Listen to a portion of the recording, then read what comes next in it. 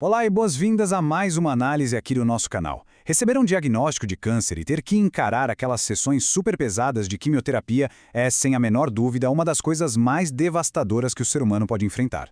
É aquele momento que, muitas vezes, joga a pessoa num vazio existencial profundo, onde o medo e a incerteza tentam dominar tudo. Mas o que a gente vai explorar na nossa conversa de hoje é uma narrativa incrível, uma narrativa real de superação. Vamos falar de uma verdadeira batalha existencial por sentido. Vamos entender como a logoterapia, que é essa abordagem psicológica focada no sentido da vida, age como um recurso maravilhoso para fortalecer a mente e o espírito no meio desse turbilhão, literalmente transformando a dor em propósito. E para começar bem a nossa discussão, a gente precisa ancorar as ideias na filosofia do grande Viktor Frankl. Psiquiatra sobrevivente de campos de concentração, ele trouxe pra gente a ideia do otimismo trágico, que é, basicamente, a nossa capacidade de manter a esperança e achar um sentido até nas piores tragédias possíveis. A premissa dele é muito clara.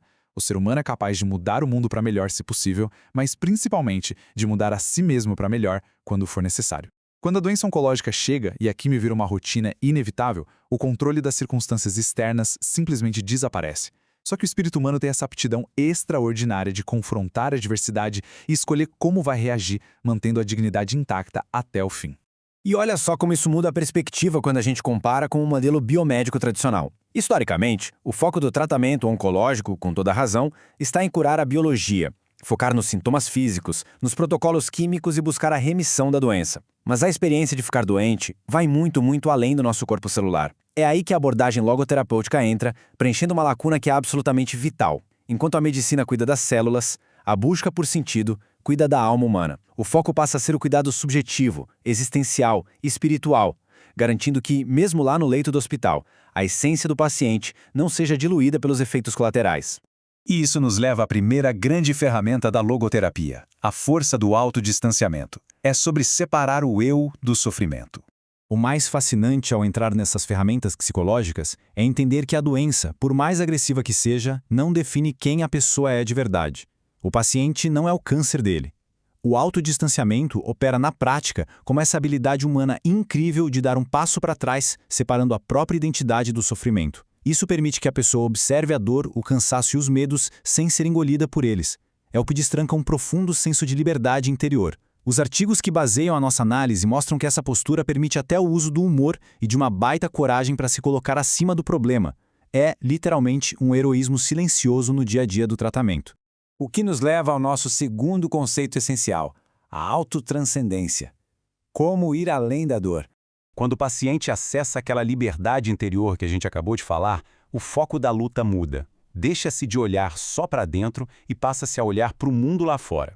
Para a logoterapia, a essência da nossa existência está justamente na autotranscendência, que é se direcionar para algo ou para alguém além de nós mesmos. Vamos pensar um pouco. Focar 100% na dor durante uma quimioterapia exaustiva pode virar um ciclo sem fim de desespero. Mas, quando a pessoa consegue, nem que seja por um instante, focar a energia dela numa tarefa, num valor maior ou simplesmente no amor por um familiar, a existência ganha uma autenticidade tremenda. A dor física não some, mas o sofrimento ganha um contorno totalmente novo porque agora existe um porquê e um para quem viver.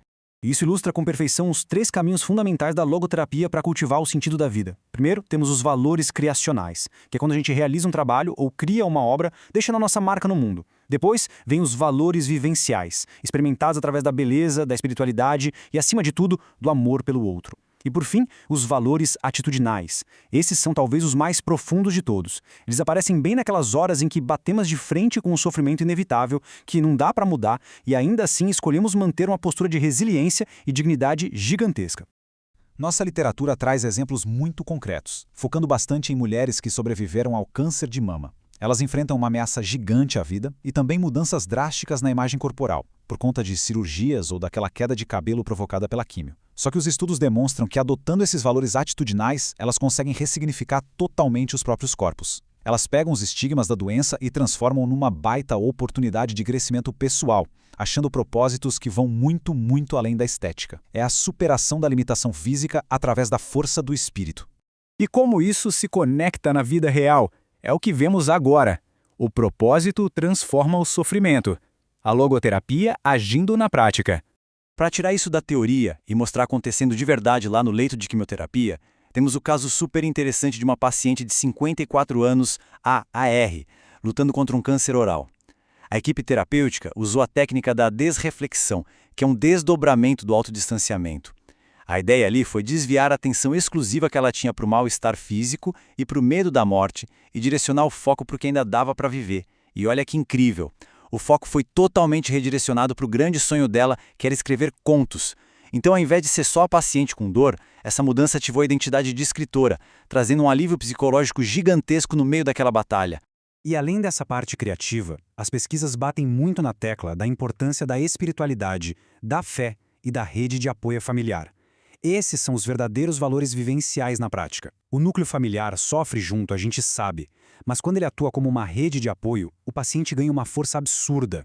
E a fé, a crença num transcendente, impulsiona a esperança, ou pelo menos traz aquela serenidade de aceitação. Isso constrói uma resiliência super robusta, que segura a barra contra os efeitos agressivos dos remédios e mantém acesa a vontade de continuar lutando. Tudo isso culmina na nossa reflexão final.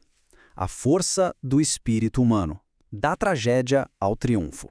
O grande fio condutor de toda essa nossa análise é a indestrutibilidade do espírito humano. A vida não perde o seu valor nem o seu sentido até o último suspiro, independente do quão frágil o corpo esteja. Concluímos que, embora a dor e a doença possam invadir a nossa biologia, a decisão de como reagir a elas é uma liberdade inviolável. É a prova máxima do triunfo humano sobre a tragédia. Bom, eu agradeço imensamente a companhia de todo mundo que acompanhou a nossa explicação até aqui. Se esse conteúdo fez sentido, por favor, compartilhem para que essas ferramentas de resiliência alcancem quem mais precisa de apoio nesse momento. Se ficaram com dúvidas sobre a logoterapia ou querem compartilhar alguma reflexão, deixem perguntas aqui, vai ser um prazer continuar esse debate. E claro, fiquem à vontade para seguir o canal e garantir que não vão perder os nossos próximos programas.